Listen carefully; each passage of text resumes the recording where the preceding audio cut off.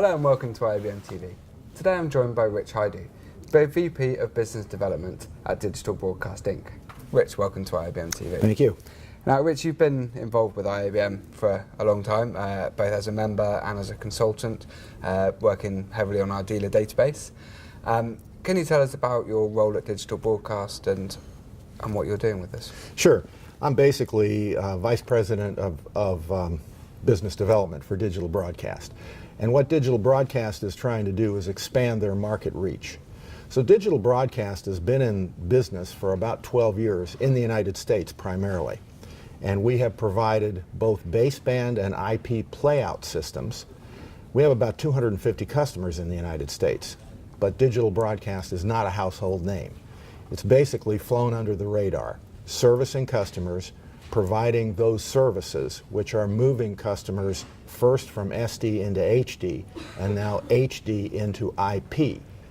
We were really one of the first companies that provided IP playout systems to customers. In the United States, we have a number of groups that go from IP to IP, ingest to playout, never going back into baseband. This is really the future of broadcast, but many people are just getting involved with it. We've been involved with it for quite some time. Okay, so why did Digital Broadcast decide to join IABM? Because primarily Digital Broadcast has been a domestic U.S. supplier of products and services. And we realize that the U.S. only makes up about 45% of the world market, and we have technology and services which would benefit users in many countries. So first we decided to join IABM and then come to IBC so we could begin an international dealer network. One of the things we have to do in order to provide those products and services is have third-party sales organizations which we can rely on. So that's why we joined. So, and then your reasonings, you touched on them briefly there, but your reasons for being here at IBC? We wanted to visit some customers, and we've had many appointments right here at the IABM Lounge, which has been a great setup, with dealers from different parts of the world. So they all come to IBC, so this has been a great meeting place. We didn't exhibit this year. We probably will exhibit next year. But first of all, we have to put a structure in place that enables us to sell, service, and support our products. Yeah. What is Digital Broadcast's involvement in the cloud? Well, it's interesting because we make a number of different products. So for example, we have ingest, which enables both IP and baseband feeds to be ingested into a system. Then we have playout. Again, baseband or IP playout with full automation and traffic and billing interface so that we can take a customer and bring that video into the system, play it out, and in the middle, transcode it, archive it. We have news ingest and playout. All these are specific products right now, but we're moving into providing all those services in a cloud application. For example, our archival system in the United States, we have a major broadcast customer, a group owner that owns many, many stations. They are using our cloud services. As a matter of fact, we provide the cloud and the service. Okay. What happens is this group of stations uploads their news content. That is the news that they play every day. They upload all the news stories with the script to the cloud. So a station in New York State, for example, that wants to play a story about a hurricane that happened in Texas, because all the content is owned by the group, that station can access the content that was uploaded by the Texas station and play it on their air. Okay.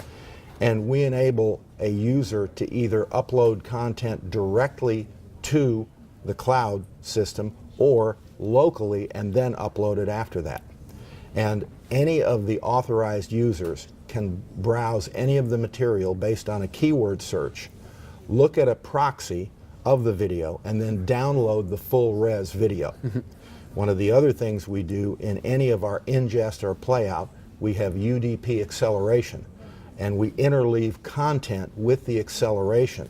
So we move the material faster than real time and give it very quick access to any user who potentially needs that material.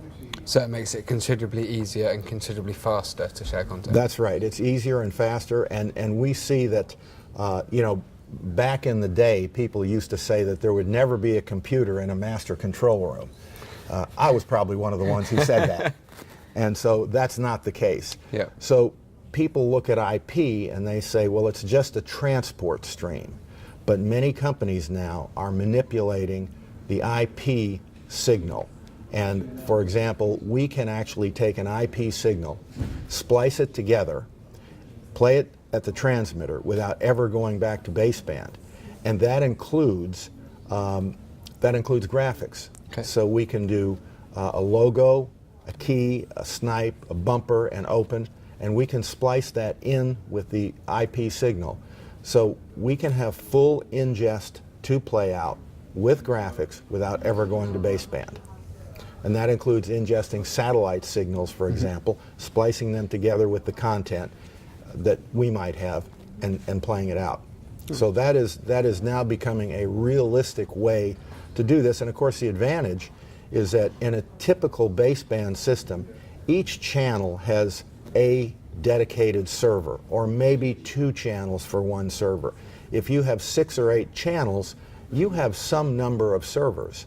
In an IP situation, you can have 10, 20, 30, 100 channels on a single stream that gets decoded at the right time, and you may have a main and a backup server, but you don't have to have the master control switching equipment. There's much equipment that is required today in a baseband system that's not required in an IP system. Okay. So, Rich, what's the future for digital broadcast? Well, I think the future is really good. We were probably ahead of the curve when it came to IP Playout. When we started it, there weren't a lot of people doing it. And people looked at us and said, well, that's interesting, but we're not ready.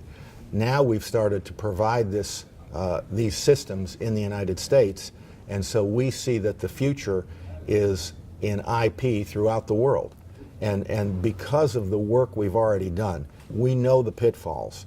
We know the things you can and cannot do. We know what works and doesn't work. So we put all that together, and we're able to provide the proper service, support, and functionality at a very reasonable price point. And now that we're expanding internationally, we'll be able to do this in all parts of the world.